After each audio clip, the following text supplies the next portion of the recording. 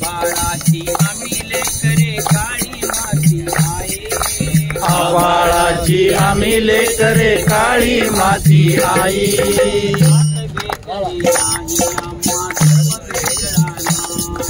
जात वेगळी नाही आम्हा धर्म वेगळा नाही।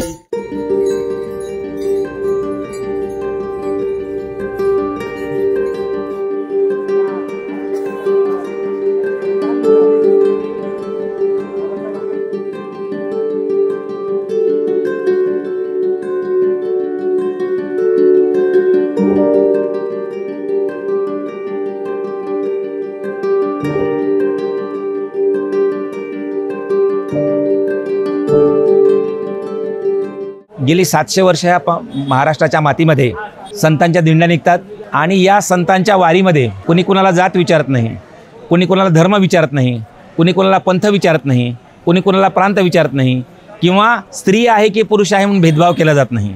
ही जर सगळी संतांची शिकवण पाहिली तर आपल्या भारतीय संविधानाने जसं आम्ही भारताचे लोक म्हणून सर्वांना एका समान पातळीवर पाहिलेलं आहे, तसंच हा वारकरी संप्रदाय सुद्धा सर्वांना समान पातळीवर पाहतो। भारतात भक्ती संप्रदायाची एक बलदंड परंपरा आहे आणि भारतीय एकूण परंपरा जी आहे ती विवेकवादी आहे। माणसाला समजून घ्यायला आणि माणसाला सहभागी समाज म्हणून कुटुंब म्हणून जगायला प्रोत्साहित करणारी आहे। आषाढी वारी एक मोठी घटित आपल्याकडे घडतं, त्यामुळे त्याच्याबद्दल एक काळ अपुऱ्या माहिती आणि दृष्टिकोनाच्या अभावामुळे संवाद आणि संपर्क आणि सहभागाच्या अपुरेपणामुळे ज्या चुकीचे दृष्टिकोन राहिले किंवा समज राहिल्या त्या घालवल्या पाहिजे, म्हणून मग आम्ही एक दिवस तरी वारी अनुभवावी असा उपक्रम करायचं ठरवलं।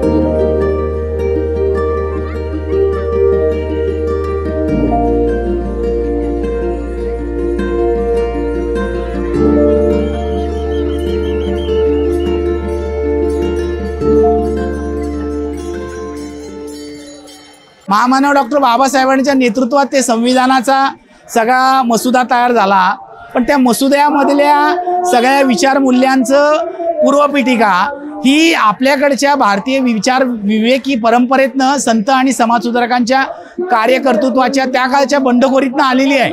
वारीमधल्या अनेक हजारो लाखो वारकऱ्यांच्या सोबत समतेचा संविधानाचा संवाद होतो आणि वारकऱ्यांच्या कीर्तनकारांच्या माध्यमातनं हा बहुआयामी अशा स्वरूपाचा संविधान समता दिंडीचा प्रवास सुरू आहे।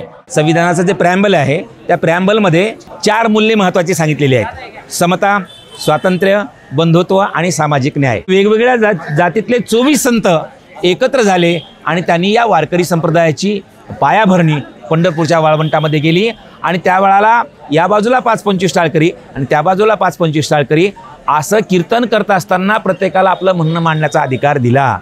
याच्यामध्ये आपल्याला स्वातंत्र्य दिसतं।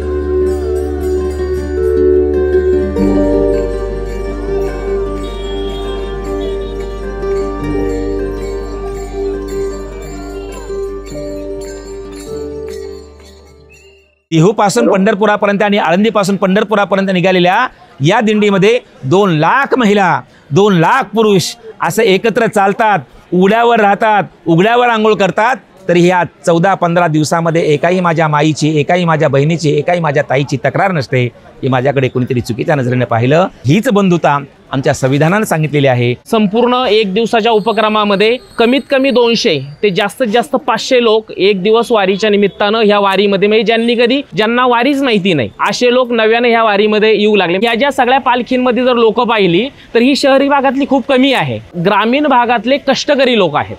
शेतकरी लोकांना, ह्या मजूर लोकांना ज्यावेळेस आम्ही त्यांच्याशी बोलतो तर ते म्हणतात, अरे तुम्ही ना आम्ही एकच आहोत, फक्त तुमचा संविधानिक मार्गाने काम करण्याचा संस्था संघटनावाल्यांचा मार्ग थोडासा वेगळा आहे आणि आमचा ज्ञानोबा तुकारामांच्या यांनी जाणारा मार्ग थोडासा वेगळा आहे, असं ते आम्हाला त्यावेळेस त्यांच्याकडून खरं तर प्रतिक्रिया येते.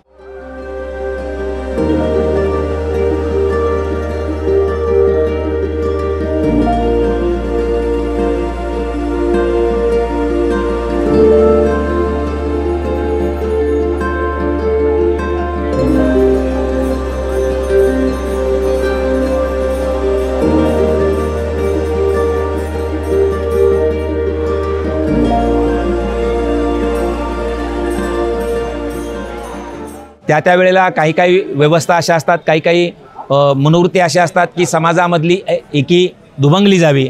आजकाल स्त्रियांना समानता दिलेली सुद्धा काही लोकांना सहन होत नाही. विशिष्ट कुठल्या जातीला काही चांगलं म्हटलं तर ते सहन होत नाही. एक विशिष्ट समाजाबद्दल एक द्वेष पसरवण्याचं काम सध्या देशामध्ये दिसतं आहे. बरं, हा द्वेष, हा तिरस्कार, हा आम्ही आध्यात्मिक आहोत, आम्ही धार्मिक आहोत असं सांगून पसरवला जातो आहे. तुकाराम महाराज म्हणतात, कोणाही जीवाचा न घडो मत्सर. कोणत्याही जीवाचा, इथे माणसाचा पण नाही म्हटलं, जातीचा पण नाही म्हटलं, स्त्रीचा पण नाही म्हटलं, तर जीवाचा हे पूजनाचं वर्म आहे. आणि कुणाच्या पूजेचं वर्म आहे? हे महादेवाच्या पूजेचं नाही म्हटलं, विष्णूच्या पूजेचं नाही म्हटलं, विठ्ठलाच्या पूजेचं नाही म्हटलं, येशूच्या पूजेचं नाही म्हटलं, अल्लाच्या पूजेचं नाही म्हटलं, बुद्धाच्या पूजेचं नाही म्हटलं, तर ज्याचा जो ईश्वर असेल, खरे जर तुम्ही धर्माभिमानी असाल तर तुम्ही हा धर्म पाळा. आणि ते ज्या वेळेला खऱ्या अर्थानं समाजामध्ये रुजेल त्यावेळेला संतांनी पाहिलेल्या आनंदी समाजाचं स्वप्न साकार होईल. आणि ते स्वप्न साकार व्हावं यासाठी ही संविधान समता दिंडी आहे.